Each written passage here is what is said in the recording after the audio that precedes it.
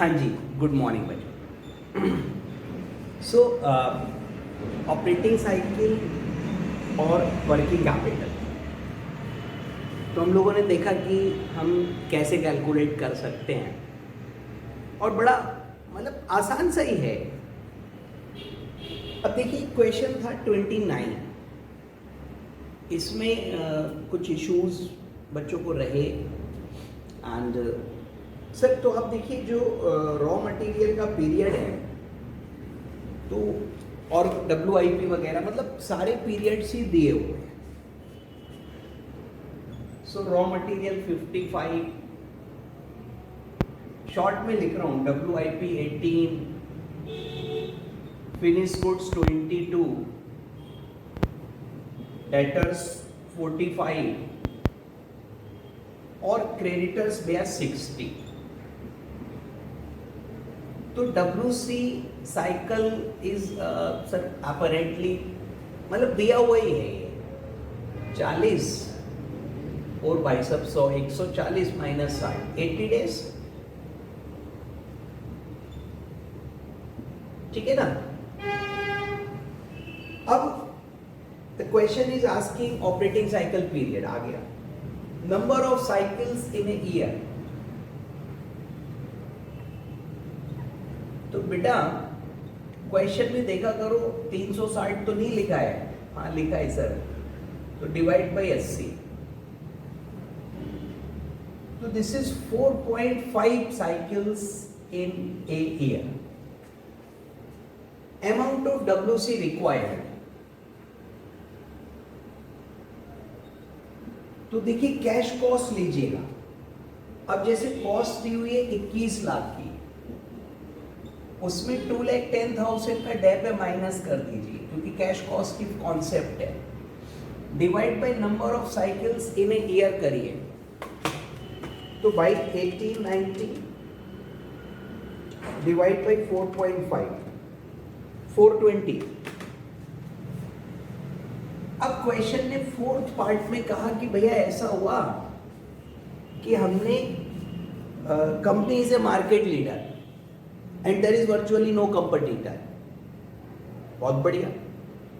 Based on this, they are planning to discontinue sales on credit and deliver the product on prepayments, माने cash payments. तो what would be the reduction in WC requirement? तो company देखिए क्या कर रही है, is discontinuing credit sales, क्रेडिट सेल्स को डिसकंटिन्यू कर रहे हैं। तो what would be the new operating cycle sir? 55 18 22 0 minus 60। Debtors को उधार नहीं देंगे और as they are market leader they have no competitor, तो भाई साहब डेटर्स तो कहीं जाने से रहे, sales will not be affected. मतलब practically this is possible. So new cycle will be 35 days. अब नई WC रिक्वायरमेंट निकाल लेंगे हम लोग। हाँ जी सर, उसमें क्या प्रॉब्लम है? 18,90,000 इंटू 35 बाई 360 मैंने डायरेक्ट कर दिया बच्चों। आप नंबर ऑफ साइकिल निकाल के करोगे तो भी यही आएगा 183,750। कितना रिडक्शन हुआ, दैट इज द क्वेश्चन। तो old WC was 420, new is 183,750। तो हमारी जो अमाउंट है भैया वो कहीं ना कहीं कम हो गई, 236,250। So this is the amount which will be reduced due to discontinuation of credit sales.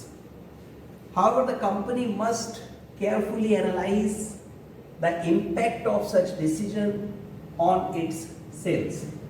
क्योंकि अगर कहीं ऐसा हुआ कि इससे सेल्स कम हो गई, हालांकि the facts of the question are कि because they do not have any competitor and they are the market leader, so in that case the change in terms perhaps would not affect the total sales, but they should be careful. Anyway, that has not been asked.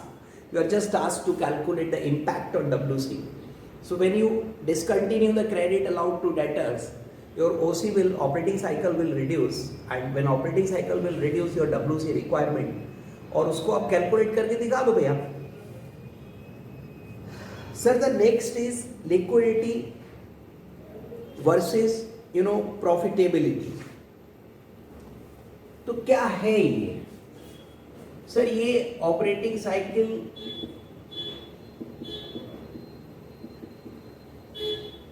और थोड़ा सा sir उससे related नहीं है.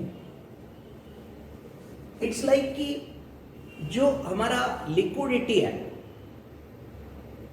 अगर हम वो ज्यादा रखें तो what will be the impact on profitability. Sir देखिए दो एस्पेक्ट्स है. जब मैं अपना WC का एस्टिमेशन करता हूं वो एक अलग चीज हो गई. अभी I am talking about the total amount of WC. Sir अगर मैं WC का जो अमाउंट है, इन्वेस्टमेंट है, ठीक है सर, थोड़ा सा मैं ज्यादा रखूं वर्किंग कैपिटल को, और सर मैं उसको थोड़ा सा अधिक रखूं, तो उससे क्या होगा sir, there is a possibility कि हम वर्किंग कैपिटल को थोड़ा इंक्रीज कर लें, थोड़ा स्टॉक बढ़ा लें, थोड़ा डेटर्स को उधार दे दें, ऐसा कर लें. तो उससे क्या इम्पैक्ट होगा सर, अगर हम WC थोड़ी सी हाई रखते हैं तो उससे हमारी सेल्स भी बढ़ेगी. मॉडरेट रखेंगे तो सेल्स भी मॉडरेट होगी, और अगर हम WC टाइट कर दें तो हमारी सेल्स कम हो जाएगी. Sir this is a logical thing.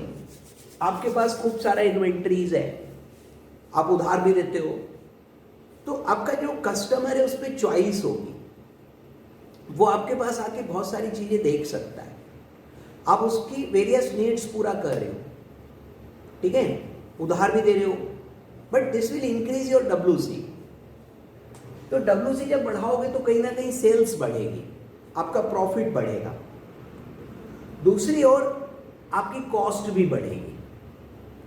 अब फाइनेंसिंग में भी देखिए हम अलग अलग सोर्सेज से फाइनेंस कर सकते हैं, शॉर्ट टर्म से, लॉन्ग टर्म से. तो यही सब पॉलिसीज हैं, और बहुत सिंपल क्वेश्चंस होते हैं इसके. सर एक दो क्वेश्चंस दिए हुए हैं, and I don't remember exam में ये आया हो रिसेंटली पिछले 10-20 साल में, बट दिया हुआ है स्टडी मॉड्यूल में, तो we can not ignore. See, a company is considering question 30, it's working capital investment and financing policy. तो वर्किंग कैपिटल में कितना पैसा लगाएं, एक तो ये इनको तय करना है, और दूसरा उसको फाइनेंस कहां से करें ये तय करना है. और जो फिक्स्ड असेट्स की अमाउंट है भैया, वो क्वेश्चन में दे रखी है 2.6 करोड़, और जो करंट लायबिलिटी है वो 2.34 करोड़ है. मतलब ये तो फिगर्स दे ही दी. अब करंट एसेट्स का इन्वेस्टमेंट पर EBIT डिपेंड करता है. तो देखिए 3 पॉलिसी है, कंजर्वेटिव, मॉडरेट, एग्रेसिव. कंजर्वेटिव में हमने करंट एसेट ज्यादा रखनी है, मॉडरेट में मीडियम रखनी है, एग्रेसिव में कम रखनी है. और उससे सेल्स दे रखी है बेटा 12 पॉइंट कम होती जा रही है, और EBIT ऑब्वियसली सेल्स पर बेस्ड है. After evaluating the working capital policy, the financial controller has advised moderate policy. अब वो मॉडरेट पॉलिसी को चूज कर रहे हैं, दैट इज फॉर श्योर. तो साहब company has chosen moderate policy. मुझे तो पूछा नहीं कौन सी बढ़िया होगी, खुद ही बता दिया मॉडरेट अच्छी है. तो ठीक है मॉडरेट ले लो, हमारा क्या जा रहा है. अब वो ये देख रहे हैं कि कहां से हम उसको फाइनेंस करें और वो पैसा कहां से लेकर आए. तो देखिए भैया, जो मॉडरेट पॉलिसी अगर हम रखते हैं तो हमारी जो बैलेंस शीट की शेप होगी that would be like fixed assets 2.6, current assets. Sir moderate की करंट एसेट 3.9 है, बाकी दोनों इग्नोर कर दीजिए. करंट लाइबिलिटी 2.34 दी हुई है मुझे, मैं उसमें कुछ नहीं कर सकता भैया. और आगे बोलता है कि भाई साहब company will use 2.5 crore of equity shares. तो इक्विटी शेयर कैपिटल 2.5 है. टैक्स का रेट 35 है. डेट ऑल्टरनेट में शॉर्ट टर्म लॉन्ग टर्म के अलग अलग प्रपोजल है. So the remaining amount is simply debt, the balancing figure बचो. तो अब देखिए जो डेट है वो कितना जाएगा, 2.6, 3.9, 2.34, 2.5, 1.66. सर उसमें लॉन्ग टर्म से भी हम बोरो कर सकते हैं, शॉर्ट टर्म से भी कर सकते हैं. और आप देखिए उसके इन्होंने अलग अलग प्रपोर्शंस बना के 3 फाइनेंसिंग पॉलिसी बताई है, कंजर्वेटिव, मॉडरेट और एग्रेसिव. ठीक है, बढ़िया. फिर कहता है इंटरेस्ट का रेट 12 है, शॉर्ट टर्म पे, लॉन्ग टर्म पे 16 है. Now working capital investment for each policy, rate of return और करंट रेशियो फाइनेंसिंग में बताना है. तो पहले वर्किंग कैपिटल इन्वेस्टमेंट पॉलिसी जो क्वेश्चन पूछ रहा है बच्चों. तो अगर वर्किंग कैपिटल पॉलिसी हम देखें तो एक है कंजर्वेटिव, एक है मॉडरेट, एक है एग्रेसिव. सर मैं अभी वर्किंग कैपिटल पॉलिसी पर हूं, कंजर्वेटिव, मॉडरेट और एग्रेसिव. तो जो मेरा करंट एसेट्स का सिचुएशन है वो है 4.5, 3.9, 2.6. करंट लाइबिलिटीज कोई चेंज नहीं हो रही है, 2.34 in all the 3 cases. Sir ये वर्किंग कैपिटल पॉलिसी है. अब वो कह रहे हैं आप नेट वर्किंग कैपिटल पोजीशन बताइए. तो नेट वर्किंग कैपिटल बेटा इसमें से माइनस कर दो, 2.16, यस सर, 1.56 और 0.6026, 26, फाइन हो गया. फिर कह रहा है रेट ऑफ रिटर्न बताइए. तो देखिए जो EBIT है वो मेरे को तीनों में दी हुई है. और सर EBIT 1.23, 1.15 और 1.0. अब जब रेट ऑफ रिटर्न पूछ रहा है तो ये आप काय पर निकालोगे? सर ये टोटल इन्वेस्टमेंट पे निकलना चाहिए. तो वर्किंग कैपिटल ये रही, इसमें मैं फिक्स्ड एसेट्स और जोड़ लूं, दैट इज 2.6.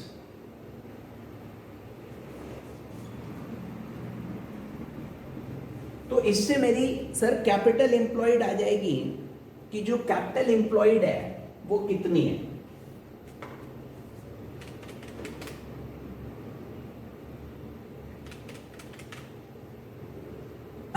तो सर जी कैपिटल एम्प्लॉयड हम आराम से निकाल सकते हैं और कोई उसमें सर बड़ी बात नहीं है.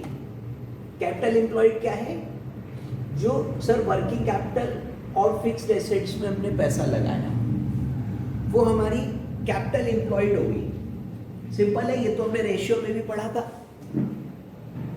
तो सर रेट ऑफ रिटर्न जो क्वेश्चन पूछ रहा है उसमें रेट ऑफ रिटर्न देखिए कैसे निकालें.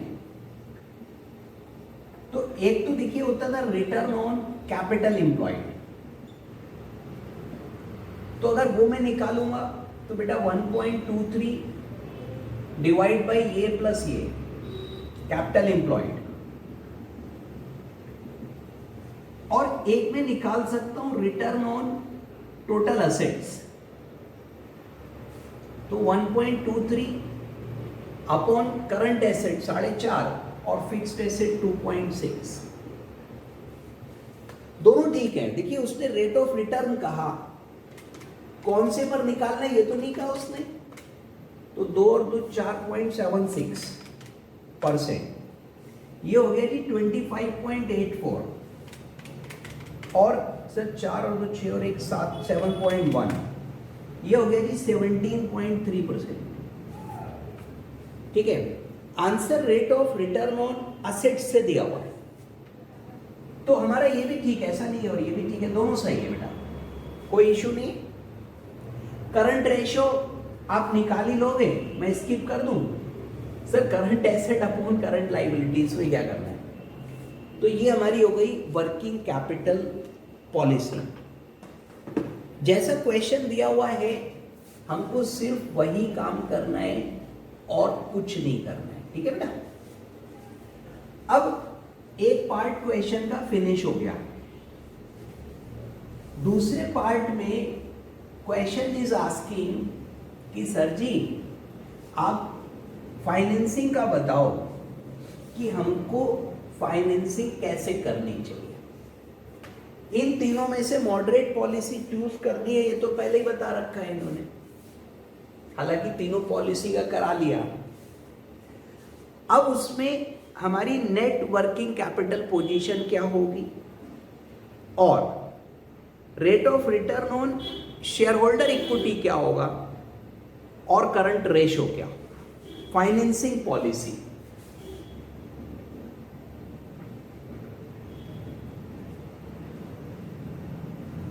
तो देखिए भैया इसमें भी वही है। सर पहले आपको एग्रेसिव दिया हुआ है, नहीं, पहले मेरे ख्याल से कंजर्वेटिव होगा, तो पहला हमारा है कंजर्वेटिव, दूसरा मॉडरेट, तीसरा एग्रेसिव। पॉलिसी का नाम है कंजर्वेटिव, मॉडरेट और बच्चों एग्रेसिव। अब जो करंट एसेट्स की अमाउंट है वो भाई इतनी रखनी है, क्योंकि moderate finance working capital policy वाला है, तो वो 3.9 ही रहेगा, ठीक है। करंट लायबिलिटी जो है वो 2.34 है,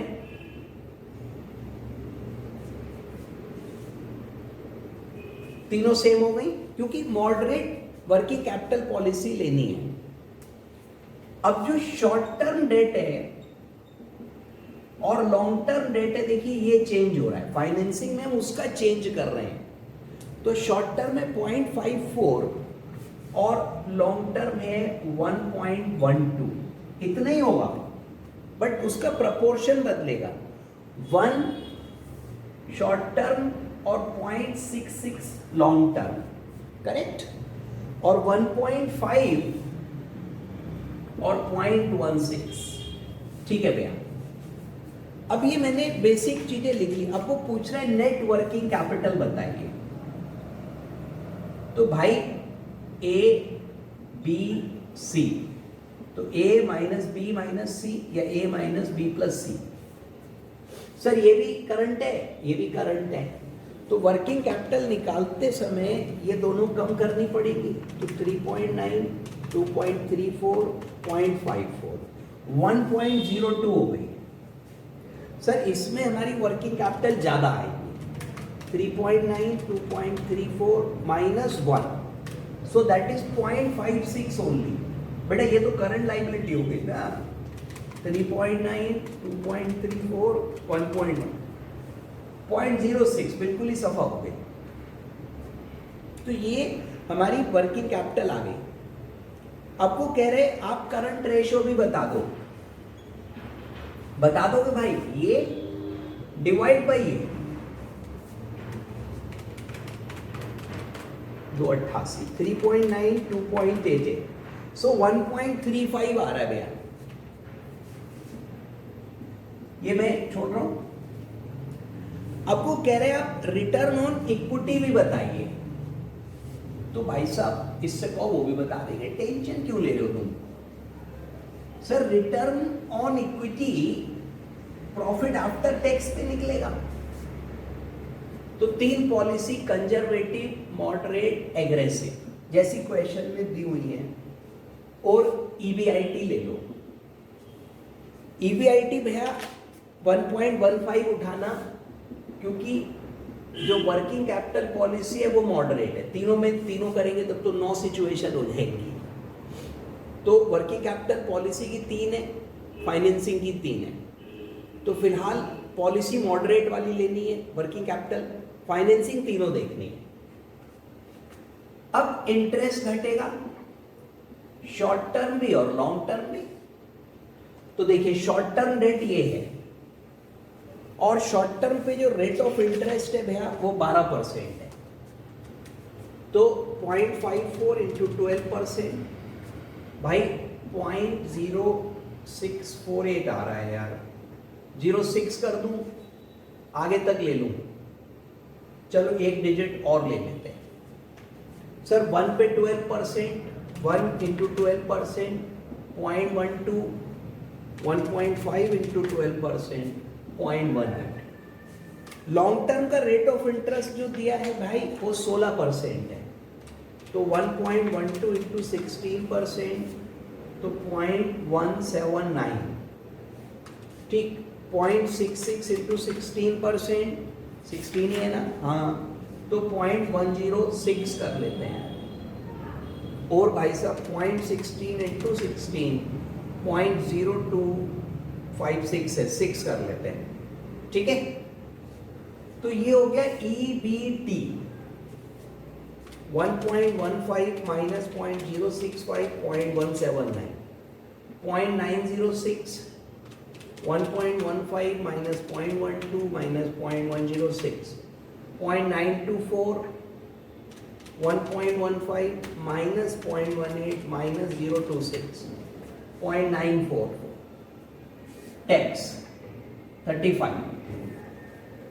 तो जो EAT बचेगा वो आ जाएगा सर 0.906 का 65, 0.589, 924 का 65, 601, 944 का 65, 614। सर ये 35 है, ये 65 है, मैंने डायरेक्ट कर लिया, आप पूरा लिख के करोगे। अब देखिए इक्विटी कितनी है, अरे सर 2.5 करोड़ है, तो रिटर्न ऑन इक्विटी निकल आएगा। हाँ सर ये तो आसान लग रहा है, 589 अपॉन 2.5%, सो 23.56 या 23.6 आंसर दिया। 601 अपॉन 2.5 करोड़, 24.04, 24% हो गया। और भाई साहब 614 अपॉन 25, तो 24.56, ठीक है। क्या हो गया सर, फिर से एक मिनट, 0.614 अपॉन 2.5, 24.5 आ रहा है यार ये तो। मैं एक मिनट कैलकुलेशन चेक कर लेता हूँ बेटो, कहीं गलती मार गया हूँ। 1216, ये 12% है, ये 16% है, ठीक है। तो सर जी 1.5 का 12%, 0.18 सही है, 0.16 का 16%, 0.025 ये भी सही है, 1.15 माइनस 0.18 माइनस 026, 9.944 ये भी सही है, इसका 65, 6136 ये भी सही है, डिवाइड बाई 2.5 करो, 24.5, भैया इतना ही आएगा। तो सर जी कैलकुलेशंस चेक तो कर ली मैंने, तो इतना ही आ रहा है। वो आंसर भी थोड़ा ऊपर नीचे कभी कभी हो जाता है, राउंडिंग ऑफ की वजह से भी हो सकता है, इन्होंने डिजिट्स कम ली हैं। तो इस प्रकार से सर कुछ करना नहीं है, जैसा वो कह रहा है आप सिंपली वैसा करते जाइए। सर ऐसे ही मैं अगला क्वेश्चन देख रहा हूँ 31। तो engineering company working capital fixed asset इतना बिल्कुल सेम लग रहा है, और इसमें फाइनेंसिंग पॉलिसी मिसिंग है, खाली वर्किंग कैपिटल पॉलिसी ही दी हुई है। तो ये तो और आसान हो गया बच्चों, तो ठीक है अब आप इसको कर ही लोगे। और एक वो रिस्क रिटर्न ट्रेड ऑफ पूछ रहा है, तो आपको ये बताना है कि भाई रिस्क कहाँ कम है और रिटर्न कहाँ ज़्यादा है। देखिए एक फंडा चलता है high risk high return, low risk low return. तो अगर हमारा करंट एसेट्स में इन्वेस्टमेंट ज़्यादा है, कंजर्वेटिव देखो ज़्यादा है, सर जी इसमें हमने शॉर्ट टर्म डेट कम लिया हुआ है तो हमारा जो वर्किंग कैपिटल निकल के आया वो अधिक आया, करंट रेशो भी इसमें ज्यादा है, बाकी सब में रेशो कम होता चला जाएगा। तो ये क्या है, लो रिस्क है, ये क्या है, मॉडरेट रिस्क है, वो हाई रिस्क है। और यू कैन सी इसका रिटर्न भी लो है और इसका रिटर्न हाई है। तो जैसे जैसे रिस्क बढ़ेगा वैसे वैसे रिटर्न भी बढ़ेगा। यही रिस्क रिटर्न ट्रेड ऑफ है। ट्रेड ऑफ माने बैलेंस। सर मोर रिस्क मोर गेन, ये तो सुना होगा आप लोगों ने। बाकी हम रिस्क को अलग चैप्टर में पढ़ेंगे कि भाई रिस्क क्या है, फाइनेंसिंग रिस्क क्या होता है। तो अगर आप देखिए अपना करंट एसेट्स में इन्वेस्टमेंट ज़्यादा रखेंगे तो आपका रिस्क कम हो जाएगा। अगर आप लॉन्ग टर्म डेट ज़्यादा रखेंगे तो रिस्क कम हो जाएगा। Short term is more risky क्योंकि आपको उसका शॉर्ट टर्म में पेमेंट करना है। लेकिन आपने देखा शॉर्ट टर्म डेट सस्ता है, रिस्क के साथ आ रहा है पर रेट कम है। तो ये प्रॉब्लम होती है कि रिस्क रिड्यूस हो रहा है लॉन्ग टर्म डेट लेने से, पर महंगा होने से कॉस्ट कम हो रही है, बढ़ रही है और रिटर्न कम हो रही है। तो ये डिस्कस करना है बच्चों, इसी प्रकार की बातें करनी। चलिए तो ये सर यूनिट फिनिश हो गई हमारी and from tomorrow we will start the next unit. अगला स्टार्ट करेंगे एंड अगला क्या, डेटर से कैश है तो कैश मैनेजमेंट है। तो कल से हम लोग कैश बजट बनाना शुरू करेंगे, कैश बजट की बातें होंगी। आज इतना ही रखते हैं बेटा, अगली मुलाकात होगी कल, तब तक के लिए नमस्ते, धन्यवाद।